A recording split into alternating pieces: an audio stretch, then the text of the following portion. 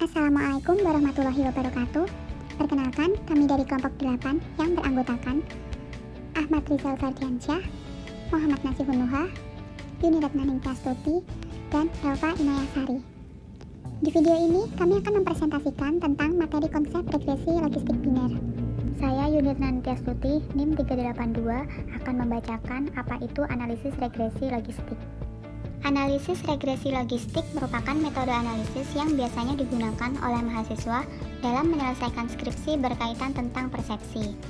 Analisis regresi logistik digunakan untuk menjelaskan hubungan antara variabel respon yang berupa data dikotomik atau biner dengan variabel bebas yang berupa data berskala interval dan atau kategorik. Variabel yang dikotomik atau biner adalah variabel yang hanya mempunyai dua kategori saja, yaitu kategori yang menyatakan kejadian sukses atau Y sama dengan 1 dan kategori yang menyatakan kejadian gagal atau Y sama dengan 0. Pada model-model linear umum, komponen acak tidak harus mengikuti sebaran normal, tapi harus masuk dalam sebaran keluarga eksponensial. Sebaran Bernoulli termasuk dalam salah satu dari sebaran keluarga eksponensial. Variabel respon Y ini diasumsikan mengikuti distribusi Bernoulli. Berikut adalah asumsi-asumsi dalam regresi logistik. Yang pertama, tidak mengasumsikan hubungan linear antar variabel dependen dan independen. Yang kedua, variabel dependen harus bersifat dikotomi atau dua variabel. Yang ketiga, variabel independen tidak harus memiliki keragaman yang sama antar kelompok variabel. Yang keempat, kategori dalam variabel independen harus terpisah satu sama lain atau bersifat eksklusif. Dan yang kelima, sampel yang diperlukan dalam jumlah relatif besar. Minimum dibutuhkan hingga 50 sampel data untuk sebuah variabel prediktor atau bebas. Berikut ini adalah contoh kasusnya. Pemberian ASI eksklusif dapat dipengaruhi oleh pengetahuan ibu dan status pekerjaan. Pemberian ASI eksklusif sebagian variabel independen Y jika diberikan ASI eksklusif sama dengan 1, tidak diberikan atau bukan ASI eksklusif sama dengan 0. Variabel independen, status pekerjaan X1 dan pengetahuan ibu X2. Penelitian ingin mengetahui pengaruh status pekerjaan dan pengetahuan ibu terhadap pemberian ASI eksklusif. Data selengkapnya sebagai berikut. Assalamualaikum warahmatullahi wabarakatuh. Perkenalkan, nama saya Rizal Fardiansyah, NIM 342. Di sini saya akan menjelaskan tentang langkah analisis regresi logistik dengan SPSS. Pertama, buka data view, masukkan data yang sudah tersedia. Selanjutnya, buka variabel view. Pada kolom nama, diganti X1, X2, dan Y. Pada kolom desimal, diganti menjadi angka 0, 0, dan 0 untuk masing-masing variabel. Pada kolom label, untuk variabel X1, kita beri label status pekerjaan. Untuk variabel X2, kita beri label pengetahuan ibu. Dan untuk variabel Y, kita beri label ASI eksklusif. Selanjutnya, pada kolom measure, kita pilih nominal untuk setiap variabel. Selanjutnya, kita klik analyze, klik regression, dan klik binary logistik. Kita akan masuk pada jendela logistik regression. Pada kolom dependen, masukkan variabel Y atau ASI eksklusif. Pada kolom covariate, kita masukkan variabel X1 dan variabel X2. Selanjutnya, klik categorical. Maka akan muncul jendela logistik regression define categorical variable.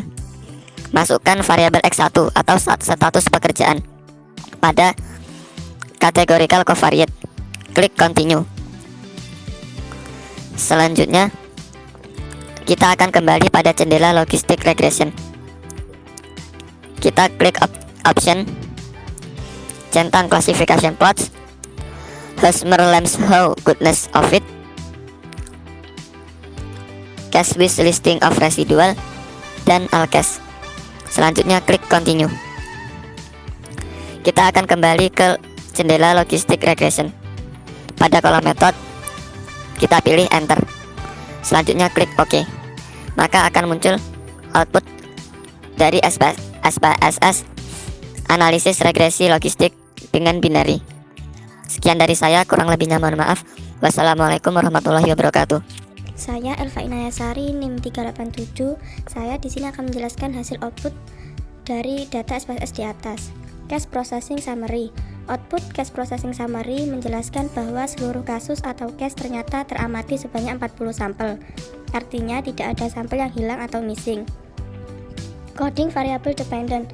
Output di atas menggambarkan hasil proses input data yang digunakan pada variable dependent, yaitu bukan ASCII eksklusif kode 0 dan ASCII eksklusif kode 1.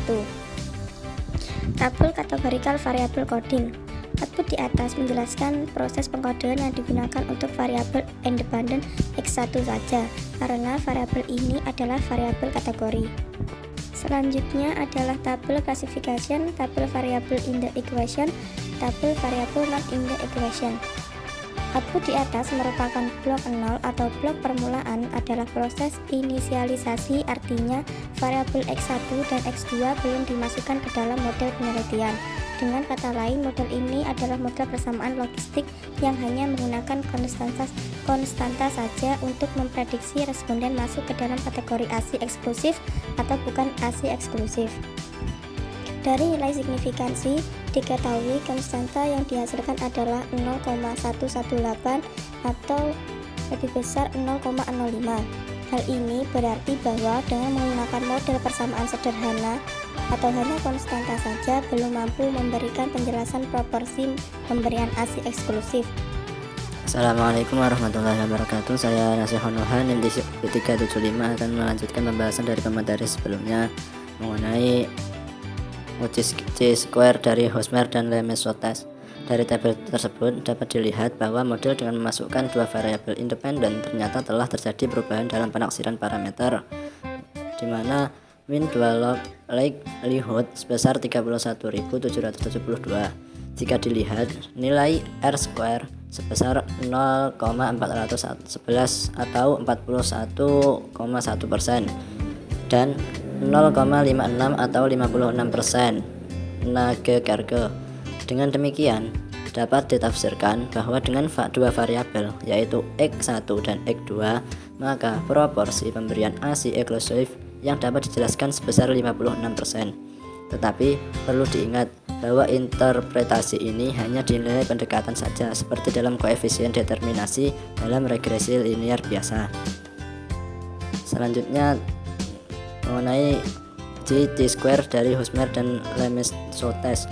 Tabel di atas merupakan uji dari T-square Hosmer Lemaitre-Sotes, namun dalam penerapannya telah dilakukan modifikasi. Hipotesisnya adalah yaitu H0 sama dengan model telah cukup menjelaskan data, goodness of it.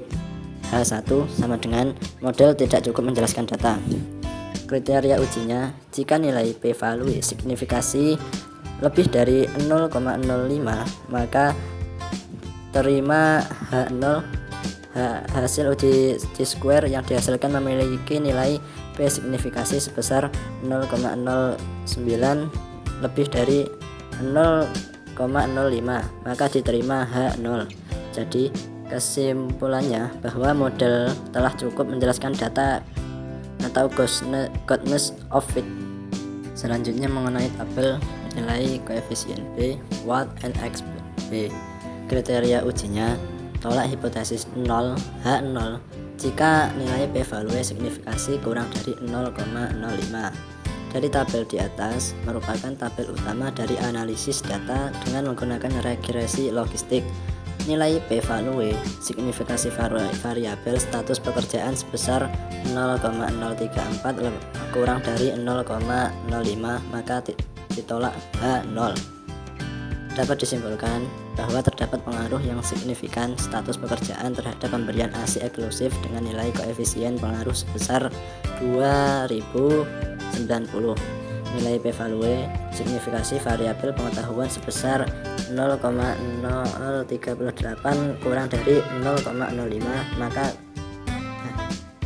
H0 ditolak, yang membuktikan bahwa terdapat pengaruh yang signifikan pengetahuan ibu terhadap pemberian ASCII eksklusif dengan nilai koefisien pengaruh sebesar 0,893. Sekian presentasi dari kelompok kami. Jika ada kurang lebihnya, kami memohon maaf. Dan terima kasih sudah menonton video kami. Wassalamualaikum warahmatullahi wabarakatuh.